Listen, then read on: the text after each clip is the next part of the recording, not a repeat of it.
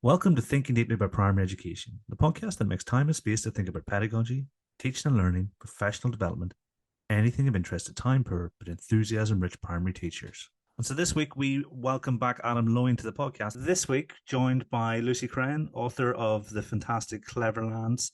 This week I'm joined by Doug Lemov, Colleen Driggs, Erica Woolway, and Christopher Such. This week I'm joined by John Jackson. This week, I'm joined by Andy McHugh. This week, I'm joined by Amy High, and we're going to explore primary education. Given repeated cautions within the framework, such as avoiding excessive test preparation, how effectively does the guidance balance assessment readiness with creative freedom in practice? And I think that's quite a positive aspect, that it's very clear with the writing frame. The most important thing is the holistic development of pupils as writers. It's not preparing them for an endpoint assessment, most definitely there. For colleagues who are at the end of a key stage, I'm thinking about key stage 2, then there are most definitely pressures linked to teacher assessment frameworks, and there can be a sense of jumping through hoops and trying to satisfy compliant criteria for individuals. Again, a bit like creativity, that's something important as a school to work out what that looks like in reality. And whilst the writing framework says that you shouldn't be focused on assessment preparation, there is a balance of reality again, that when it comes down to the end of the day, that outcomes play a huge part in a school and a young person's journey there as well. But I'm heartened that the framework encourages focusing on the authentic teaching and learning experience for youngsters rather than focusing on assessments. And ultimately, I go back to my first teaching position. I was in a school, I was a year 6 teacher, Kieran, who, in honesty, assessment prep to an inch of our lives youngsters for the SATs. I went to my second school, and the head teacher was really clear that was not going to happen there. That we were going to have a full, rich curriculum all the way through. And I was ready for this revolution, because from the first experience, I already had my reservations. But actually, the second way was far, far better. The pupils enjoyed it more, the teachers enjoyed it more, and actually the outcomes are better at the second school rather than the first. So I'm glad the writing framework is steering more towards the full curriculum experience rather than preparing for assessments, most definitely. Yeah, it's almost like it's the byproduct for really high quality education experiences Yes. will be those outcomes at the end of the test. I mean, this feels like it's one lever that's been pulled. Do you reckon there are changes to the moderation process on the horizon, given that it feels like that also pushes schools in that direction? The almost the characteristic version one that you have there. The writing is assessed through a tick sheet, a checklist. What do you reckon that's on the horizon? I mean, it may even mention it. I just missed it. Well, the signposting in the writing framework is almost an interim document dependent on the curriculum assessment review. So I have no inside intelligence, Kieran, in terms of what the outcome of that may be, but I think it's a decent question to ask, that if we're looking at what assessment looks like, then at the end of all key stages, including key stage 2, that would that writing process need to modify and to change? So I guess let's watch the space. I think the curriculum assessment review is due October, the autumn term, I believe. But the writing framework does signpost towards changes are coming. What they may be or not, I'm not entirely placed to comment upon. So that's quite nice and mysterious. So something to look forward to as the nights get darker. Another 150-page document to read through. As always. Looking ahead, what lessons from the approach they're planning to take in the north of Ireland do you think could be most valuable for their various neighbours in Britain? Probably namely Scotland and Wales, if I'm interpreting the situation correctly. Well, I think England as well, to be honest. I think, I've spoken publicly previously about what I think Wales could learn from international evidence. And Scotland is quite similar. The curriculum for Wales was one of the key architects, or the key architect of curriculum for Wales was Professor Graham Donaldson, who's involved in the curriculum for excellence. So they're kind of siblings, if you like, in terms of curriculum. Although there are some key differences. But I do think, obviously there's a curriculum review ongoing in England at the moment too. And the what I've set out in terms of recommendations for the curriculum in Northern Ireland are a series of key features that the new curriculum framework should have. And some of those are more applicable to what I think needs to happen in Wales and Scotland. And Scotland are very much alive to these issues too. Education Scotland are doing quite a lot of work on curriculum. They've done some kind of what they haven't called them curriculum reviews, like it's a curriculum pilot, looking at what's going on in the schools, trying to understand what's going well, what's not going well in terms of curriculum for excellence. And they are making some changes to the technical framework. And specifically, they are planning to be more specific about knowledge, because they have recognised exactly some of the issues that were brought up in Northern Ireland, the same issues in Scotland around the difficulties across transitions, etc. So in terms of for Wales and Scotland, I think a bit more specificity and coherence, and both like vertical coherence, by which I mean not just being specific, but thinking very carefully about the sequencing of that knowledge and related skills over time. And I think that is missing at the moment in both places, on account of just being too high level to kind of to guarantee that curricular coherence. In terms of England, I think is a different challenge. I think the specificity is there for many subjects, not all subjects. There's definitely disparities even within the English curriculum, like science, very specific, music, not very specific. So it's difficult to make any generalizations really. But I think the key feature that England's curriculum is lacking is focus, by which I mean focus in a kind of the technical sense used by researchers Schmidt and Prowat when looking at key features of curricular and high performing education systems based on TIMSS data. Coherence and focus were kind of two key things they found that were present in countries with high performing curricula, high performing countries and present in their curricula that weren't in the lower performing curricula. And sorry, that was such a massive preamble. I could have said that in a much more straightforward way. Focus basically means not too much stuff, to put it in slightly less technical language. So making sure that there's very deliberate decisions about what children should learn in any particular year, but making sure that there is not so much that there's not time for children to have a deep understanding of each thing. So it's related to the mastery approach in terms of that depth, and making sure that all children are mastered it before you move on. But obviously that's not only a curriculum thing, that's also a pedagogy thing. But England does have quite a lot of content. And one analysis by Ben Jensen and colleagues in Australia, they did an analysis of the science curricula. I think it's about 7 different countries, and England had the most science content specified there, and significantly more than Hong Kong, more than Singapore, so more than countries that perform much higher than England in terms of PISA science. So I think the key lesson there would be England probably need to be a bit more selective about what's the most important stuff that we're going to make sure that all children learn.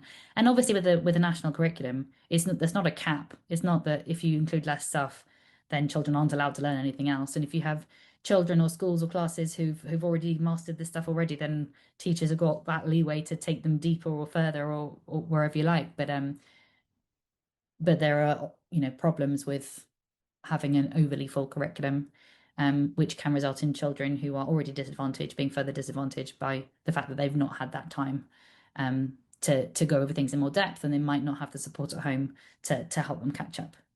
Every second episode, we probably had a conversation about what we'd cut from the English national curriculum on the podcast. So it sounds like that focus is an absence of the clutter that we're currently experiencing in many areas. So yeah, because I can totally see that. Yeah, because I mean, obviously, I put a mathematics lens on everything because I spend so much time thinking about maths. But knowing the Singapore curriculum and the distinctions, you reach a much deeper level much sooner because you had, in my experience, you haven't had to wade through sort of not perhaps superfluous content. Like you say, and some children aren't getting to the end of that anyway, so to speak. And I also think that, you know, all of these features are related, but if you have a more specific curriculum, you can actually put a bit more in it than if you have a more vague curriculum. Because I did a little unofficial comparison, just kind of eyeballing and measuring up the Northern Ireland curriculum with the Singapore curriculum for maths, just while I was doing this work. Not, you know, it wasn't scientific enough to kind of put in the review and draw any conclusions in itself, but it wasn't that Singapore had less. Even though Singapore is you know, I'd say a fairly focused curriculum, but because it was quite clear about what children should learn in each year, it could then go on to the next thing quite clearly. Right, you've learned this thing, now you're going to learn this next thing, and now you're going to learn this next thing. Whereas the Northern Ireland version was quite vague about what it was that actually children should learn. So then in the next phase, it was a similar thing, not, but probably most teachers would go back to the beginning and start from the beginning because it wasn't quite clear what should have been before, or to what it, you know, how far do we go and to what extent should they be able to do this thing or that thing.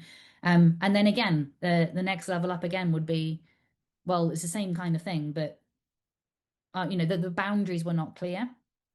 So at no point could you be sure that children had learned something or even been taught something previously. Obviously, you can never be sure that children have learned something or will remember it. But in Singapore, you can be clear that children will have been taught something, and you can then check that understanding. Whereas based on the Northern Ireland curriculum, you cannot be sure what they would have done before. Yeah, and it's our least experienced teachers who benefit least from that kind of system, isn't it? Because, like I say, an experienced teacher might go, "Oh, I know roughly where they'll have picked up," and they'll be able to transition through that more quickly. You know, so I can Yeah, imagine.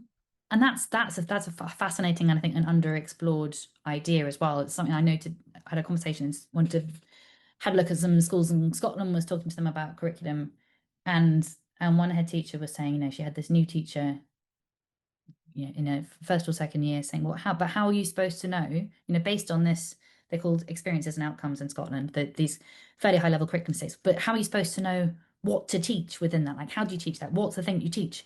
And the other teachers all knew, oh, well, yeah, well, we do the seasons. That's what, but how do you know that? Oh, we just know that because that's what we used to do in the old curriculum, and we just there's this kind of implicit knowledge from having been a teacher for a long time where you have a general sense of teach, you know, students of this age should roughly be about this level in this thing, but that's not written down anywhere. So when you then have a new curriculum that doesn't specify any of this stuff, the experienced teachers are okay because they can kind of eyeball something and say, yeah, well, you should roughly be about this level.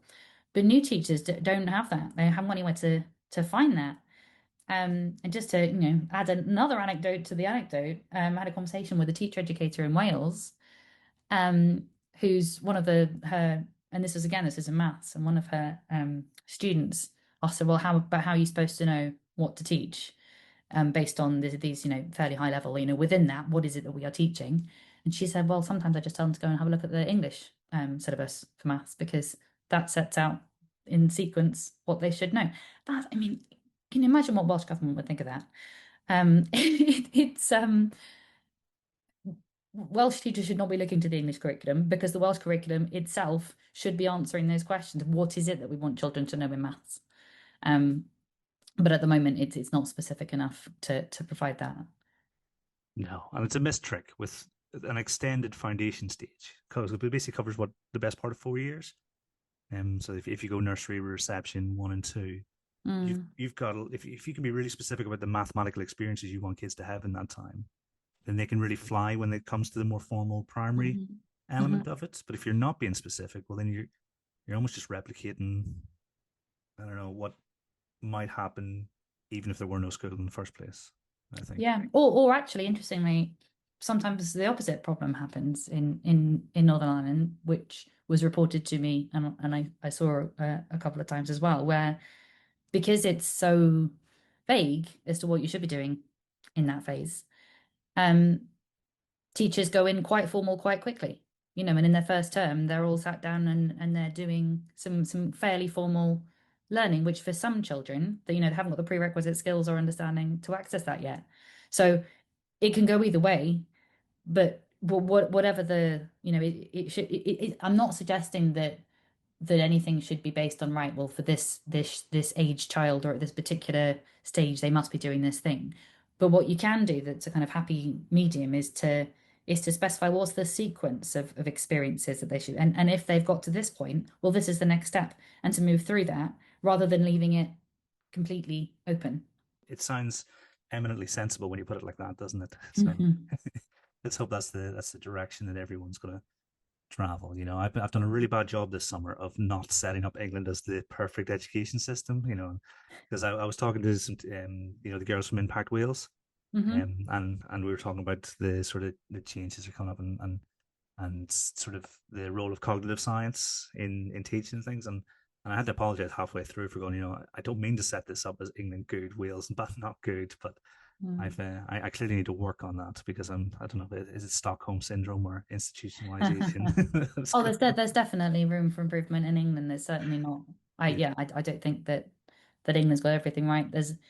It's really nice, to be honest, to be like, you know, I've been in this field for some time now, and you know, I started teaching in 2009, and it's quite nice to have some positive things to say about England, because back then there was not much. No. There's not much that I was I was able to say that was going well. So there's certainly much room for improvement, I think. But I do think, yeah, some of the stuff that has happened, like some of the curriculum thinking going on in individual schools in England, is absolutely fantastic. And I guess this brings me on to the next question, because you started talking about the value of fluency, and I think we talked about that a little bit more there. And in the the chapter on fluency, you talk about different ways of teaching reading.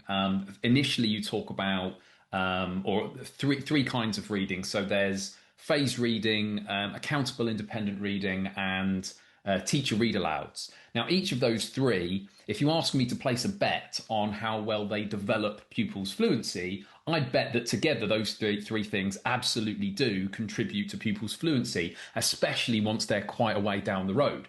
The challenge we have, of course, is that currently there's scant evidence that any of those three things will contribute to reading fluency, which is why I think it's so fascinating that you kind of talk about and show videos for the way that repeated reading can contribute to that, especially if we're thinking about earlier grades. So just to kind of tie this up into a question, how is it, do you think, that repeated reading, how do you envision repeated reading playing a role in classroom instruction, especially in grade 3 and grade 4? And how might that instruction change as pupils and classes develop their reading capabilities? Is it okay if we start by talking a little bit about phase reading and the way that I think that it works really nicely with repeated reading, which is some of the favorite videos that we show in the fluency section. I think in one of the questions that we saw in advance, somebody asked about how phase reading is different than round robin reading, or how it might be similar. And this is one of my favorite questions. So I actually want to start off by just talking a little bit about the sort of conception that people often have when we start to mention this idea of shared oral reading, which is round robin reading, which is what most of us probably experienced when we were students. I have vivid memories of my 8th grade social studies teacher. Every day we would go into class and we would sit down and everybody would be assigned a paragraph. And if my paragraph was number 8, guess what I was focused on in paragraphs 1 through 7? Paragraph 8, paragraph 8, paragraph 8. I just wanted to nail it. And as soon as paragraph 8 was done, I was like, okay, I was in 8th grade. And so I was probably like, you know, thinking about the boy I had a crush on in row 2 or whatever it was. And so phase reading, which is our system for shared oral reading, I think it's really critical, because we know that the only way that students are going to develop fluency is to hear models of fluent and expressive reading and to get lots of oral reading practice. And so for us at the secondary level, we think that phase reading, the system for shared oral reading, is the best way to do that. And so phase, for anybody that's not familiar, it's an acronym for the type of reading that it's designed to reinforce. So fluent, attentive, social, and expressive. And it's very different than round robin reading because there's a lot of intentionality and pre-planning that goes into a phase reading in class. One piece of this is that it includes lots of what we call teacher bridging, which are just moments of teacher read aloud in the midst of student reading. And so the teacher serves as a bridge between student readers. And that's really critical because as the teacher, I can decide with intentionality, what are the passages that are going to be most important for me to model for my students? Is there, is there a type of complexity of syntax that's going to be hard for my students? And so really the only way to show them how to read that with appropriate prosody is for me to model it. It's a really critical section of text. And so I want to make sure that all students have that. And so there's this intentionality of what am I modeling as the teacher? Then in contrast to round robin reading with phase reading, we don't assign or pre-assign the passages. We actually do pre-assign the passages in our teacher copy where we're making notes to ourselves, but students don't know this. And so for students, the identity of each reader who's going to be reading next, it's unpredictable. And this is really to support attention. So we want to have as many kids as possible with their eyes on the page so that they are seeing the words, even if they're not the ones who are orally reading. And it's never intended to be a gotcha. So when we do this really well, it's done with predictability. And if we notice that there are kids who are struggling to follow along while others are reading, then we want to have supports in place to make sure that they're able to do so. And then we're also able to keep the durations of reading unpredictable. And we can vary this. So based on what we know of the text and what we know of the reader, we can make the best decisions. I'm never going to assign my struggling readers the most complex, difficult, long section of text, but I am going to make sure that it's an inclusive experience and they are getting practice just like everybody else. We have this really beautiful video of a teacher that we show in the book, Jessica Bracey. And she has a student who's reading, and she's a struggling reader. And in a very short amount of time, the struggling reader, actually gets to read 2 times with decoding support. She gets a little bit of fluency prompting for Jessica, as do the other students. The durations that the struggling reader gets are a little bit shorter, but she gets multiple at-bats or multiple opportunities to read throughout the reading, because in fact, it is our struggling readers who need the most oral reading practice.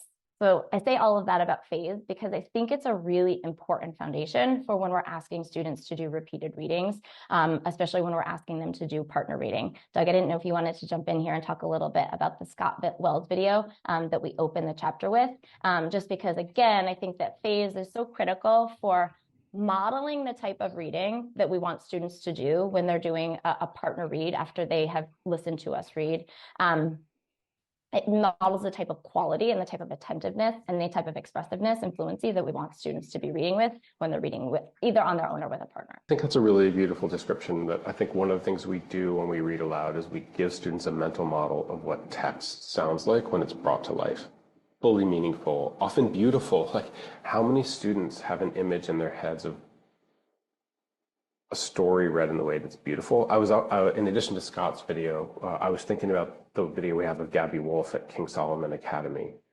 She's reading Dr. Jekyll and Mr. Hyde with her, this is like 10th and 11th grade students, but I can actually hear in my head as I'm telling this, like her reading aloud to them, describing the maid when she observes the murder of Sir Danvers Carew. She says, it seems that she was romantically given, right? You could she reads with maybe like 110% of the expression that you might read to yourself. And at 90% of the pace, so students can really attend to the way that she infuses these words with meaning. And then she asks them to start reading, and they instantly start mirroring her form of expression, and the students are reading aloud just beautifully from the text and infusing it with meaning. And I think, Chris, you make this point in your most recent book about the iterative relationship between comprehension and fluency, that you have to understand to be able to read it in that way, and that one of the ways that you understand the depth that's in text is by hearing a model like that. And this is what we want the inner voice of students to be like when they are reading silently. I think, Tim Shanahan talks about this, that like when you build a model of reading with expression outwardly like this, then it translates into your silent reading. And that's really what we want. We want students, when they're reading on their own to themselves, to have this deeply expressive model where they're thinking deeply about the meaning of the text. And interestingly, I think when we do this, there are fewer questions that you have to ask about the text, because you can hear the answer in the way that students read often. So I think that phase is in many ways a way to link. Here is Gabby modeling beautiful reading for her students. This is what we're shooting for. we want them to internalize that. And we build this sort of shared culture where not only do they get the chance to practice, but they hear their peers and their classmates doing it as well. And they get this sort of social signal, the social norm that like people around me are also taking joy and pleasure in reading this book and bringing it to life. And therefore I will try to do it too. And if I can cause you to do that, then your internal reading will be changed. Doug, I think you were intimating at another theme of the book that we didn't really discuss in Reading Reconsidered, which is just the importance of lesson preparation. So that Gabby was able to have that beautiful reading because she had deeply internalized the text and perhaps even practiced her own reading aloud as well, to be able to do that both unabashedly in front of, I forget what year it was, maybe year 11, but also just with so much feeling that she had to have that preparation done in advance. And Chris, you opened your question with just sharing how little data we have around this. And actually it's fingers crossed and with a bit of, we know that it's early, but two of our colleagues, Jamie Berlante and Sarah Engstrom, launched a FASE data cohort this year. And actually the results were pretty impactful. So essentially this cohort engaged in remote workshops around FASE reading routines. They did that pre-planning that we talked about. They did practice around FASE reading. Each teacher reported themselves and their students using FASE reading at multiple times throughout the year. And the results were pretty interesting. In their beginning and end of year assessment using what we call the DIBBLES, which assesses both oral reading fluency as well as accuracy, that across all groups, their both fluency and accuracy improved regardless of their grade level. So in one school, we found the percentage of fluent fifth graders, so again, this would be year 6, grew by 26%, and accuracy increased an average of 12%. And students who were disfluent at the start of the year, defined as students who were reading less than 110 words correct per minute, increased their oral reading fluency by 43 words correct per minute. And across all 5 schools, the classes with the highest number of struggling readers actually showed the greatest growth in oral reading fluency overall. So it shows that fluency reading it helps definitely our most struggling readers, but all of our readers, because we found another school, year 9, started the year with 80% of students reading fluently and ended the year with 88% of the class reading fluently. And the students in this class improved by an average of 17 words correct per minute. So it just points to the fact that just this oral reading practice is so important on their fluency itself. And I think to my earlier point around what happens post year 4, that neglecting fluency is at the detriment, obviously, to their own fluent reading, but of course, then we know to their comprehension as well. I won't say push back because it's kind of somewhat aligned with what you're saying here. From the Hasbrook and Tyndall data about American schools, we know that the average pupil at the start of grade 4 reads at roughly slightly less than 90 words correct per minute. There's about 25% of pupils reading at less than 60 words correct per minute. And I am utterly convinced that the sort of hearing, of shared experiences of reading aloud, of hearing a teacher read aloud, are really powerful for moving fluency for those pupils who are kind of right at the edge. So they're already at 90 or 100, 110, taking them to that higher level. Often I think modeling works really well with, and maybe those shared reading experiences work really well with as well. I guess my question would be, for those pupils who are at 30, 40, 50, 60 words correct per minute, so at the start of grade 4, that's a good 25% of the average American classroom, are they getting the sheer amount of scaffolded decoding practice from something like FASE reading in order to get to fluency? And if perhaps they're not, do you think that the way that repeated reading is used in some of the videos is a really powerful part of supplementing that FASE reading, or do you think it's just kind of like an optional extra? It's a great question, and it requires us to make some decisions about where students are when they come to us behind. And for some students who are reading at 30 and 40 words per minute, there is probably a core decoding issue that they are not yet solid on letter sound correspondences. And in that case, I'm going to have to supplement whatever I do in the classroom with with systematic synthetic phonics, explicit instruction in that. There also might be some students who who are generally familiar, whose letter sound correspondence is pretty good. There are probably a couple places where they have gaps with, blending.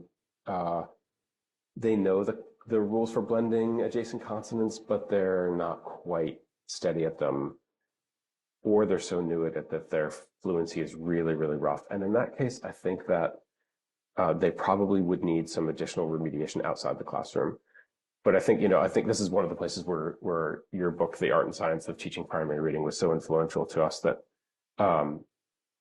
shared repeated reading of sentences 2, 3, 4 times, often with students, like alternating sentences with a partner, with attention to greater expression each time, right? It's not just the rereading, but it's the attentive to fluency. I think rereading, that's so important. I think that's really, that's going to be really necessary for some really weak students. But if I can link that to what happens in the classroom, for example, if I know that we're going to be reading chapter 3 of Number the Stars on Tuesday, and I'm doing a pull-out group with 3 or 4 really weak students, and those repeated reading sentences that they practice are from the chapter that we're going to read on Tuesday in Number the Stars. Now, one, they are more likely to be able to follow the text and stay along with it and understand what's happening in class and be full participants in the class. And maybe even if they've read a couple of those sentences, I could call on them to read aloud in class from a sentence that I know is a few sentences that I know are going to be accessible to them, and they will be very successful, and that will change their perception of their capacity to read in class. One of the hidden pieces of FASE that we think is so important is that I can target students very small pieces of text to read aloud, so they can read them at full focus with their full working memory, not depleted, and so they're more likely to be successful at reading aloud, and maybe to feel more successful, because the student who arguably that it's most important to have read aloud in class is the student who's most on the margins of being able to read fluently. So I think there's a real link. I think your point, which is like for some students, just reading aloud in class via FASE reading will not be sufficient.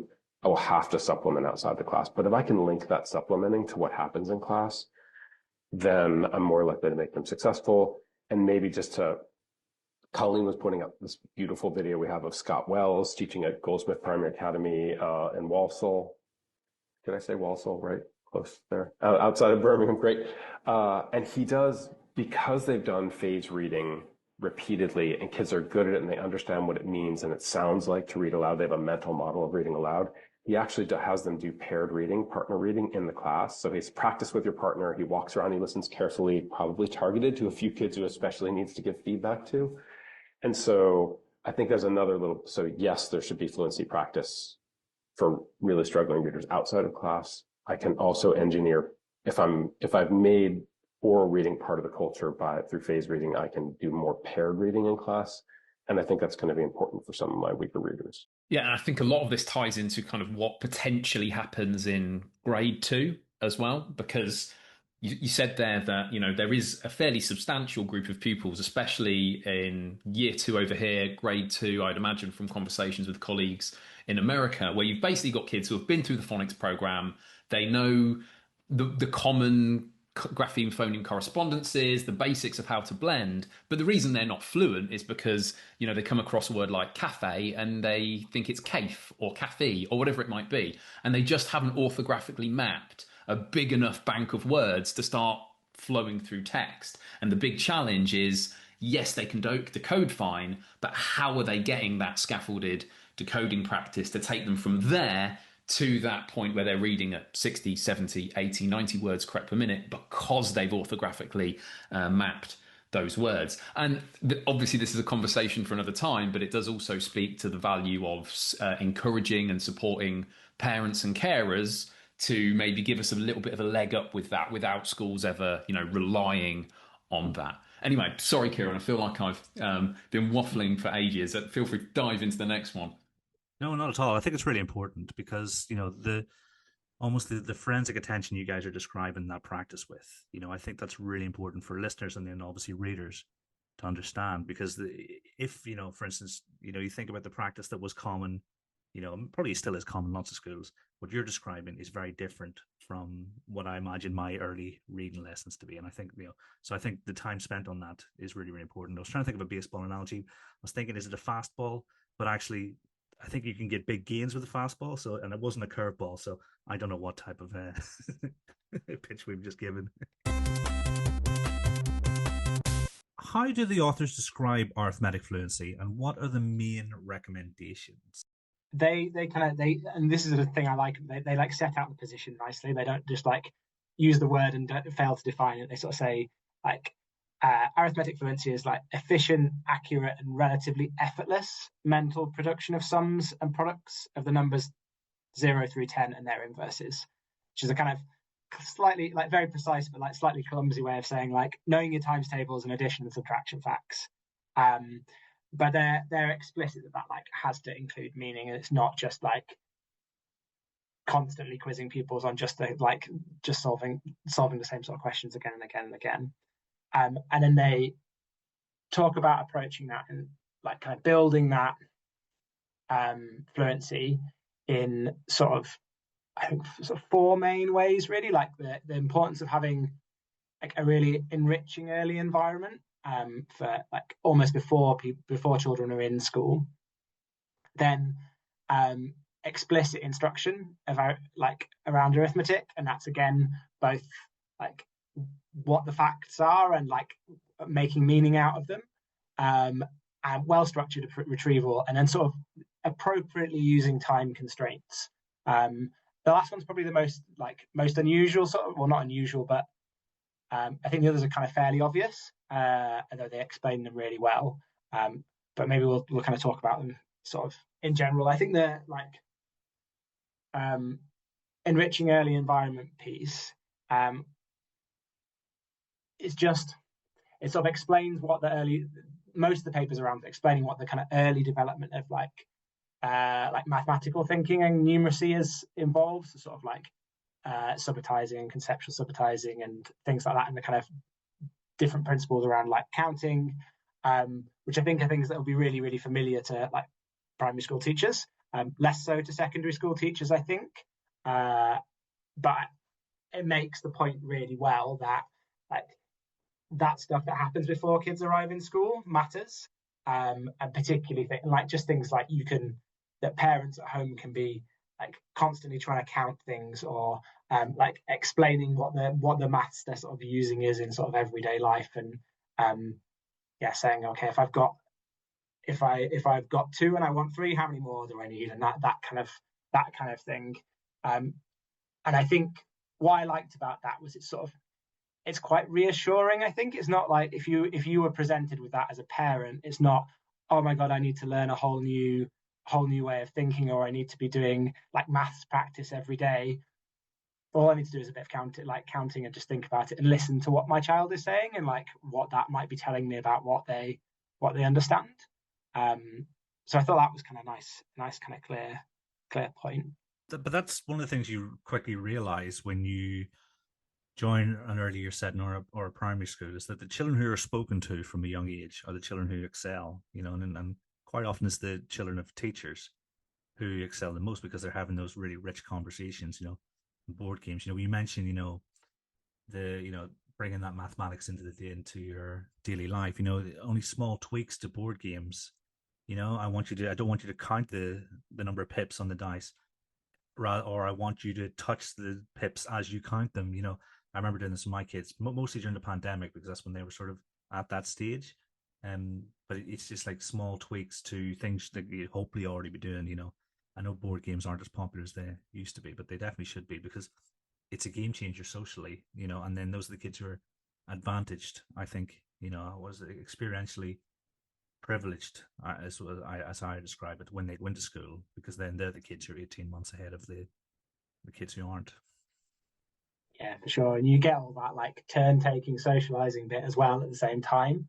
It's like nice. I think I was getting a train sort of a week or so after I'd read this paper the first time, and there were like a family playing a board game on the train, and your kind of attention's drawn to it because that's what you've just read, and you're kind of listening out and you're hearing them like count out the steps. You're like, oh yeah, okay, I can really see how this is gonna really help their sort of development, things like that.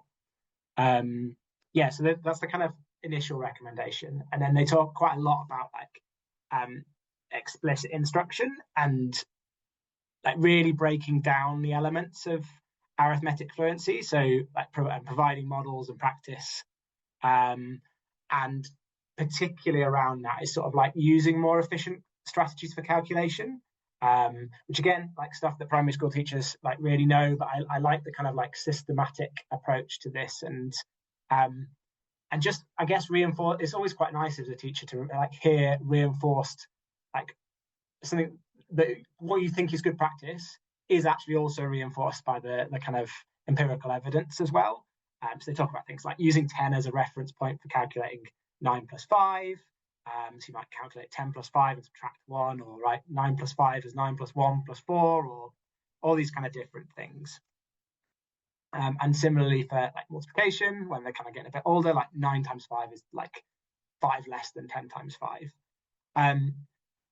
Because they cite research that shows that like some pupils will figure out those alternative strategies and efficient strategies, but many don't, and will just carry on relying on the same things again, like relying on counting on, or and I definitely see this latter one, like at secondary school, like imagining the column method in your head, rather than kind of having that like that practice over time at the different ways of solving mental calculation problems.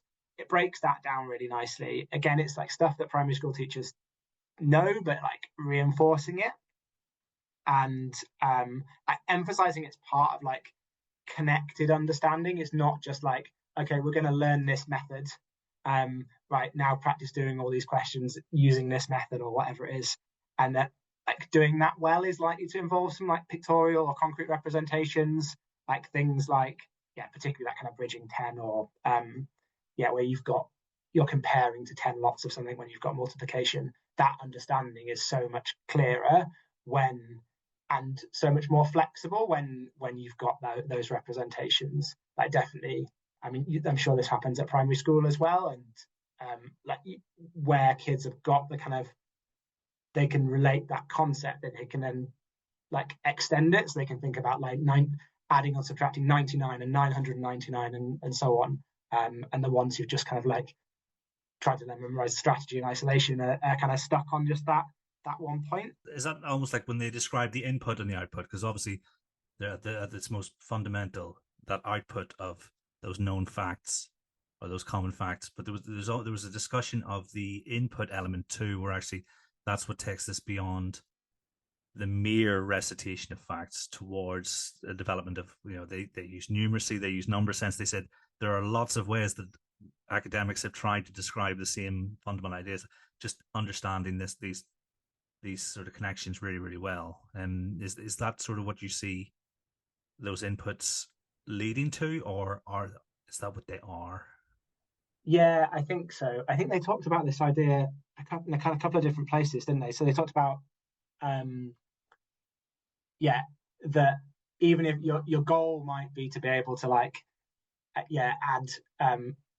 add 9 to a bunch of numbers or something like that, but actually you can't just skip straight to that, or you're going to get very like shallow understanding if you skip straight to that. And there's like understanding what's going on sort of acts as the bridge and reinforces those connections, and it makes it easier to like get that recall really well cemented, because there's a kind of meaningful sort of network of knowledge in your head, rather than you're just trying to like search for like it's 9s, like what do I do with 9s, like you've kind of got the kind of greater reliant different bits of cues and so on there.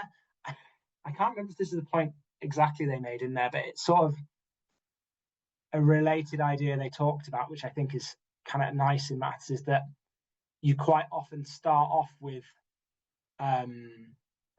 learning about a concept as a process. So like, and then it becomes like an object. So like addition to begin with is kind of about the process of counting on, and then like addition is a separate thing. And the first time I ever came across this was around like fractions. Like initially, like a half or a quarter or 3/4 or whatever is always like a half of something or a quarter of something or 3/4. Whereas, and then eventually those things become numbers, and then you can operate on them as numbers. And it's the same way, even way up to like A-level maths, because you have like differentiation as part of calculus is initially like a thing you do and like to something, and then it becomes like the derivative that like that is a thing you can operate on and do stuff with. It's quite a like powerful way of just thinking about knowledge in maths, and I suppose that's sort of what's happening with the like going from the process to the outcome as well. What then is teacher writers? What's the premise of them? So the idea is that teachers who want to write don't always know how to go about it, and a lot of their ideas, a lot of teachers' ideas are essentially half formed in their own heads. They've had a bit of an experience of something, or they've had a go at working on something and they've seen some success and they want to share that idea, but they don't necessarily know how to go about putting it into a structured form. So what Teacher Writers is there to do is to help teachers to build on that experience and to build on that kernel of an idea, flesh it out, and so that those teachers can create something that is more impactful, that really has a lot more consideration given to it, so that they're not just ideas that you can just throw out in a staff meeting, but there's some real depth underpinning them, and so that we can trust those ideas and run with them because we know that they work. Lots to unpick there. I mean, the idea of depth is really interesting because a lot of edu books at the moment are closer to pamphlet than they are to tome in terms of length. What sort of, have you guys got like an average we're aiming for, say, 50,000 words within a book, or is it whatever happens to be on the desk really, at that time? Yeah, it really does depend. I mean, we've got so many authors working on things at the moment. We're a relatively new company, having begun just at the beginning of 2024. So a lot of the work that we've been doing is for books that are about to come out or will be out next year. And they're really wide ranging. I mean, we've got books that are sort of slim volumes at about 20,000 words, quick tips on how to do X or how to implement something. We've got much more in-depth things on how to lead a department or how to implement particular whole school strategies, whether it's literacy, SEND, pastoral things. Next month, we've got a fantastic book coming out for DSLs, who, there's that landscape is constantly changing. So that book itself is sort of around about 50,000 words, and that's much more in depth. But again, it's aimed to be a practical strategy guide rather than a really sort of dense research heavy book, which there's a place for those, and I've read a ton of them, and I will continue to read a ton of them because they're a real treasure trove of information, but they're not always immediately practical in your own life. What you might need is, I've got a difficult conversation to have tomorrow. How can I approach it? What questions should I ask? What steps should I make sure are in place so that goes well? And really what I want to do is to create a set of books that is immediately practical to the person picking them up, so they can pick it up on a Monday and use it on a Tuesday. And that's really what I'm aiming for the books that are coming out this year. 50,000 words on being designated safeguarding lead. I mean, can you send me a copy of that and the person's email address? I need to speak to the person who has written 50,000 words on that one, because that will be immensely useful for so many people. Honestly, I mean, as the editor of the book, I've read that book so many times.